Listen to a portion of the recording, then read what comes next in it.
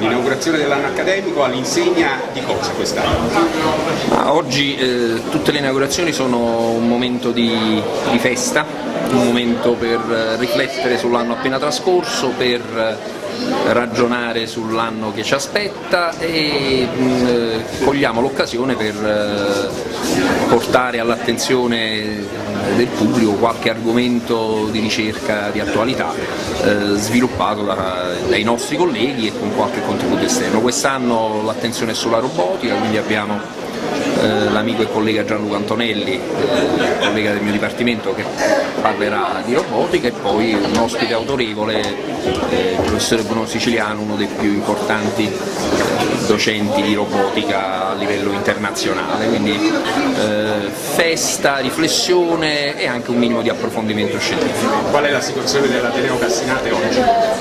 Ma è una situazione che io, come sentirete dalle mie parole, è una situazione che vede un futuro non certo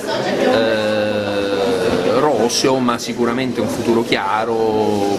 La strada che abbiamo intrapreso è una strada che ci porterà sicuramente ad una situazione di tranquillità in cui vedremo tutto quello che è passato come una brutta tempesta dalla quale si è usciti. L'inaugurazione dell'anno accademico all'insegna della robotica, quanto è importante questa scienza per i ragazzi? Allora, è importantissima perché praticamente la robotica è passata da un contesto tipicamente industriale al fatto che un domani nelle nostre case, nei nostri ambienti, nelle scuole, negli ospedali, in tutti i luoghi pubblici ci sarà un oggetto che noi pensiamo possa essere un personal robot e diventerà una tecnologia assolutamente pervasiva, ubiquitaria, al punto tale che non ci faremo più caso.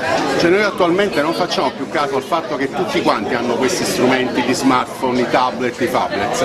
Un domani i nostri ambienti saranno popolati da questi oggetti e bisogna anche sgombrare il campo da quella che è una connotazione tipicamente negativa della robotica come i robot come job killers, cioè che prende i posti di lavoro, connotato all'automazione. In realtà quello a cui la comunità scientifica sta pensando è il concetto di un personal robot, cioè un robot companion, cioè un robot che condivida lo spazio con gli esseri umani e soprattutto serva a migliorare la qualità e la sicurezza della vita. Pensiamo per esempio a applicazioni nel campo della riabilitazione, nel campo della medicina.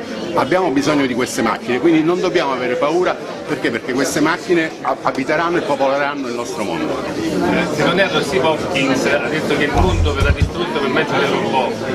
Lei ci crede a questa cosa? Questo no, io personalmente non ci credo, a parte il fatto che sono un ottimista di natura, d'altra parte chi fa ricerca e chi si occupa di scienza deve crederci, però io penso che questa sia una visione negativa. D'altra parte io oggi parlerò nella Lectio Magistralis della differenza tra l'intelligenza artificiale e la robotica.